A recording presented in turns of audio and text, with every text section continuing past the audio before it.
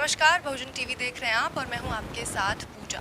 और इस वक्त मेरे साथ मौजूद हैं बाबा साहेब अम्बेडकर के वंशज भीमराव यशवंतराव अम्बेडकर जी। और अब 26 नवंबर को ये एक बहुत बड़ा सम्मेलन करने जा रहे हैं। 26 नवंबर यानी संविधान दिवस।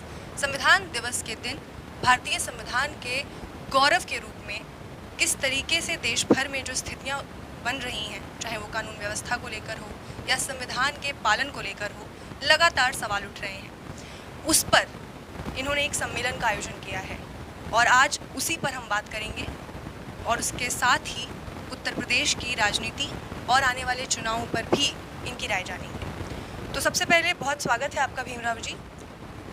Thank you. नमो बुद्धाय, जय भीम। और पहला सवाल आपसे मैं ये करना चाहूँगी कि क्योंकि आप ज़्यादातर महाराष्ट्र में रहते हैं, वहाँ के निवासी हैं, लेकिन आपने अपने संविधान के गौरव के लिए जो आप सम्मेलन करने वाले हैं उसके लिए लखनऊ को क्यों चुना, उत्तर प्रदेश को, और ये तारीख संविधान दिवस को क्यों चुना? हाँ, नमो बुद्धाय, जय भीम। सभी को मालूम है कि 26 नवंबर ये संविधान दिन है, संविधान का गौरव दिन है। 1949 से पूरे देश में यही दिन 26 नवंबर को संविधान दिन का आयोजन किया जाता है। लेकिन कई सालों से मैं देख रहा हूँ कि संविधान की जो गौरव गाथा है, संविधान का जो गौरव है, सम्मान है, और कौन से भी देश के वासियों के लोग गौरव दिन समारोह नहीं साजिर करते। इसके लिए ये समय 2021 में जो आज 26 नवंबर आने वाला है, इस दिन हम लोग ने मान्यवर काशीराम स्मृति स्थल उपवन में, यह स्थल में हम लोग ने भारतीय संविधान दिन का आयोजन किया गया है। बड़ा सम्मेलन है, इसमें नॉन पॉलिटिकल पार्टियों ने अरेंज किया हुआ है और लाखों के तादाद में लोग, जो हम लोग ने आह्वान किया है कि जो लोग हैं संविधान के सम्मान में आते हैं, संविधान के सपोर्ट में आते हैं, वो सभी लोग उस समय उस महासम्मेलन में आए, पधारिए और लोगों को दिखाए कि हम लोग संविधान के साथ खड़े हुए हैं, संविधान के लिए हम लोग खड़े हुए हैं। जो संविधान विरोधी है उनको हम लोग सावधान और चेतावनी देना इस सम्मेलन का हमारा मकसद है। यही अभी क्वेश्चन है, यही दिन क्यों पूछा और लखनऊ की भूमि क्यों एक ही लखनऊ के भूमि में क्यों होने जा रहा है। मैं समझता हूँ इस लखनऊ में जो मान्यवर काशीराम जी थे, जिन्होंने बाबा साहब के विचार इस प्रदेश में कोने कोने तक लेके गए, एक जागृति की यहाँ के शेड्यूल कास्ट, शेड्यूल ट्राइब और पिछड़ा समाज के लोगों में, और एक सामाजिक ताकत यहाँ खड़ी की पूरे उत्तर प्रदेश में। जो संविधान के बड़े रक्षक थे मान्यवर काशीराम जी, जो उनकी एक कर्मभूमि है लखनऊ, इसके लिए लखनऊ की भूमि हम लोग ने चूज कर ली। इसके लिए हम लोग उनका देखिए सम्मान करना चाहते हैं। इसके लिए ये बड़ी सम्मेलन हम लोग करना चाहते हैं। इस सम्मेलन में हम लोग ने भूतपूर्व मुख्यमंत्री अखिलेश जी को आमंत्रित किया गया है। मैं हमारे साथ बहन सावित्रीबाई फुले है, दद्दू प्रसाद जी है,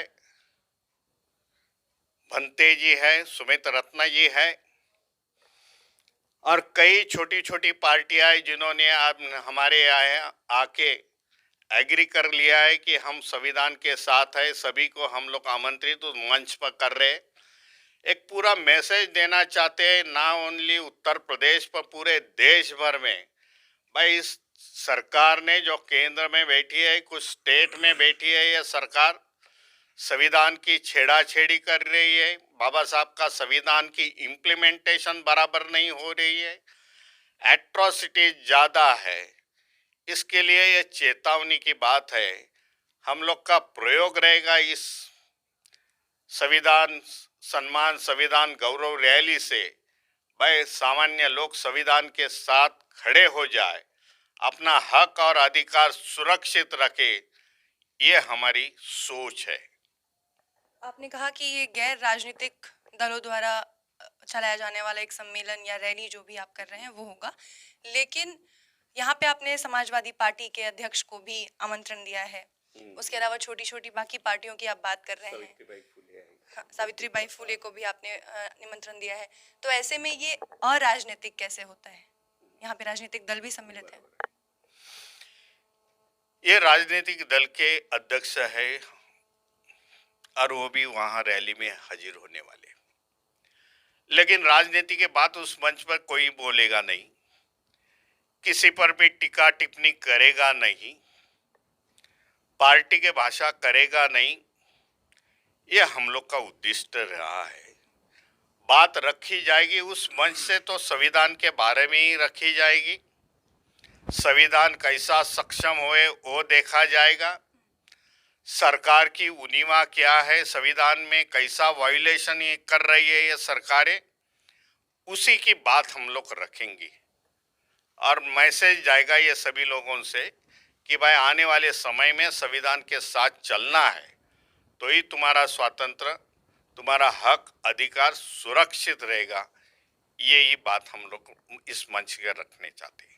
भीमराव जी, आपने कहा कि केंद्र की सरकार और राज्य में जो सरकार है इस वक्त यानी बीजेपी की सरकार, उनके आने के बाद से संविधान के साथ छेड़छाड़ हो रही है।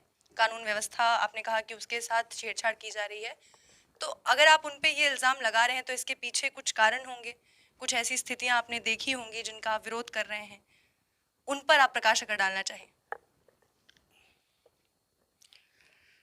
कई ऐसे मामले हैं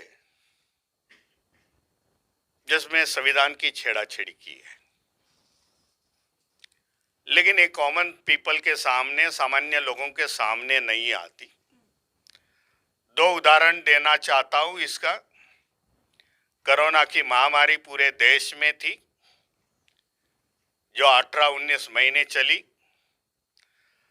इस दौरान पार्लियामेंट के 2 सेशन हो गए और 2 सेशनों में एक तो एजुकेशन बिल पास कर दिया इन्होंने, दूसरा बिल पास कर दिया कामगारों के विरोध में बिल पास कर दिया, जिसमें कोई भी डिस्कशन नहीं हुआ, चर्चा नहीं हो गई। मेजॉरिटी के बल पर कोरोना की महामारी होने के समय विरोधी के संसद थे, वो सदन में आए नहीं और पास कर दिए थे। उसका लॉ बन गया प्रेसिडेंट की साइन के साथ। ये मैं समझता हूं संविधान के विरोध में है। दूसरी बात है किसान का आंदोलन जो चल रहा है, पंतप्रधान मोदी जी ने खत्म किया, ओरली बात कर दी और मैं ये एक्ट पीछे लेता हूं। इसमें भी मैं समझता हूं कि संविधान की छेड़ाछेड़ी है, इम्प्लीमेंटेशन बराबर नहीं है। जिनके लिए एक कायदा चाहिए था किसानों के लिए, किसानों की तो मांग नहीं थी, लेकिन पार्लियामेंट में कायदा पास हो गया, उनके खिलाफ पास हो गया, किसानों के खिलाफ पास हो गया। भाई कायदा जब बनता है उसकी डिमांड होनी है।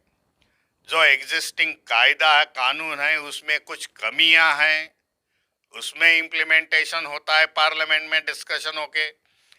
वो नहीं होने के बावजूद, किसानों की डिमांड नहीं होने के बावजूद किसान बिल पास कर दिया। पूरे देशवासियों ने देखा, हड़ताल पर बैठे हैं कई महीनों से, 8-9 महीने हो गए। 2 दिन पहले पंतप्रधान मोदी जी ने वो पीछे ले लिया। मैं समझता हूं पीछे लेने की प्रोसेस है, जो ड्यू प्रोसेस पंतप्रधान मोदी जी नहीं इंप्लीमेंट कर रहे। खाली घोषणे से कायदा रद्द नहीं होता। ये डेमोक्रेसी है, डिक्टेटरशिप नहीं है। यह सब मैं बताना चाहता हूं उस मंच के द्वारा। कई ऐसी उदाहरणें हैं कि इम्प्लीमेंटेशन संविधान का होता नहीं। राज्यपाल जो बैठे हुए हैं स्टेट में, वहां से स्टेट में भी बड़ी दिक्कतें राज्यपाल खड़े करते हैं। जहां से दिल्ली से ऑर्डर नहीं आती तब तक राज्यपाल कुछ करते नहीं। महाराष्ट्र का उदाहरण देना चाहता हूं। महाराष्ट्र सरकार ने, जो महागठबंधन है महाराष्ट्र की, 6 महीने से कुछ लोगों को एमएलए के लिए सूची राज्यपाल को भेजी है। 6 महीना होने के बावजूद, हाई कोर्ट का डिसीजन आने के बावजूद आज भी उन लोग को कंसेंट नहीं मिल रही है राज्यपाल से। ये बड़ा उल्लंघन में संविधान का समझता हूँ। कई मामले है, उस समय में मंच के सामने, लोगों के सामने हमारे सब वक्ता है वो रखेंगे और लोगों को उसको अवगत करेंगे, भाई ये घटनाएं हैं, इससे संविधान का इम्प्लीमेंटेशन बराबर होना है। छेड़ाछेड़ी हो रही है। भीमराव जी, अगला सवाल आपके हम सम्मेलन से करते हैं। इस सम्मेलन में आप एक प्लेटफॉर्म भी लॉन्च करने वाले हैं, ओटीटी प्लेटफॉर्म। समय के साथ चलना बहुत ज़रूरी होता है और इस वक्त डिजिटलाइजेशन के वर्ल्ड में ये एक अहम फैसला है जो आप लेने जा रहे हैं, तो इस पर ज़रा हमें कुछ बताइए।